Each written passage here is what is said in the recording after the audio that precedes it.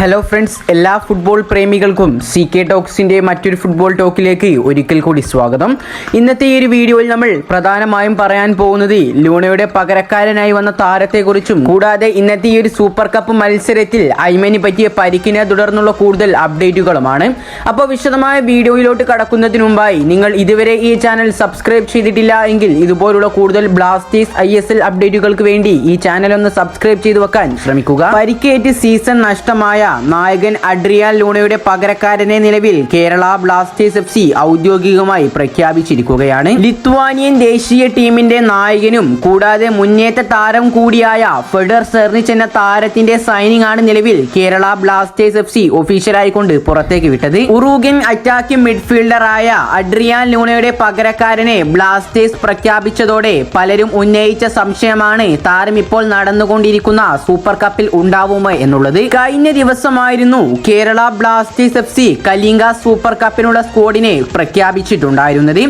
ഈ ഒരു സ്ക്വാഡിൽ താരം ഉൾപ്പെട്ടിട്ടില്ല എങ്കിലും വരും ദിവസങ്ങളിൽ സ്ക്വാഡിൽ മാറ്റം വരുത്താൻ ടീമുകൾക്ക് അധികാരം ഉള്ളതിനാൽ ഈ ഒരു താരത്തിന് സൂപ്പർ കപ്പിന്റെ സ്ക്വാഡിൽ ഭാഗമാവാനുള്ള എല്ലാ സാധ്യതകളും നമ്മൾ കാണുന്നുണ്ട്. നിലവിൽ ലഭിച്ചിട്ടുള്ള റിപ്പോർട്ടുകൾ പ്രകാരം താരം ഇതുവരെ കൊച്ചിയിലേക്ക് എത്തിച്ചേർന്നിട്ടില്ല.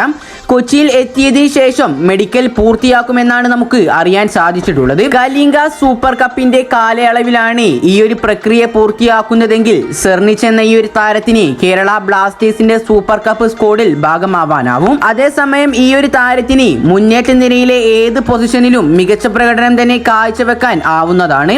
അതുകൊണ്ട് തന്നെ ഈ ഒരു താരത്തെ വളരെ പ്രതീക്ഷയോടെയാണ് കേരള ബ്ലാസ്റ്റേഴ്സ് FCയുടെ ആരാധകരെല്ലാവരും നോക്കിക്കാണുന്നത്. ഏതായാലും ഈ ഒരു താരത്തെ കുറിച്ചുള്ള നിങ്ങളുടെ അഭിപ്രായങ്ങളൊക്കെ നിങ്ങൾ കമന്റ് രൂപത്തിൽ രേഖപ്പെടുത്തുക. അടുത്തൊരു വാർത്ത എന്നത് മലയാളി സൂപ്പർ താരമായ ലക്ഷദ്വീപുകാരനായ മുഹമ്മദ് ഐമനെ കുറിച്ചാണ്. ഏറെ ആവേശത്തോടെ കലിംഗ സൂപ്പർ കപ്പിലെ തങ്ങളുടെ ആദ്യ മത്സരത്തിൽ എതിർ ടീമിനെ 1-3 ഗോളുകൾക്ക് പരാജയപ്പെടുത്തിയിരിക്കുകയാണ് കേരള ബ്ലാസ്റ്റേഴ്സ്. ഒഡീഷയിൽ വെച്ച് ഇന്ന് ഉച്ചയോടെ നടന്ന മത്സരത്തിൽ ഷിങ്ലോങ് ലെജോങ് എന്ന ടീമിനെയാണ് കേരള ബ്ലാസ്റ്റേഴ്സ് FC പരാജയപ്പെടുത്തിയിട്ടുണ്ടായിരുന്നത്. ബ്ലാസ്റ്റേഴ്സിന്റെ ഗാന സൂപ്പർ താരമായ ക്വാമി പെപ്രയുടെ ആദ്യ പകുതിയിലെ ഗോളായിരുന്നു ബ്ലാസ്റ്റേഴ്സിനെ വിജയത്തിലേക്ക് നയിച്ചിട്ടുണ്ടായിരുന്നത്. തുടർന്ന് രണ്ടാം പകുതിയുടെ തുടക്കത്തിൽ തന്നെ 46-ാം മിനിറ്റിൽ സീനിയർ ടീമിന് വേണ്ടിയുള്ള തന്റെ ആദ്യ ഗോൾ നേടിക്കൊണ്ട് 20-കാരനായ മലയാളി യുവതാരം ഐമൻ കേരള ബ്ലാസ്റ്റേഴ്സിന്റെ ലീഡ് ഉയർത്തി. അതേസമയം മത്സരത്തിനിടെ മുഹമ്മദ് ഐമനെ പരിശീലകൻ ഇവാൻ വുക്കോമാനോവിച്ച് പിൻവലിക്കുന്നത് കണ്ട്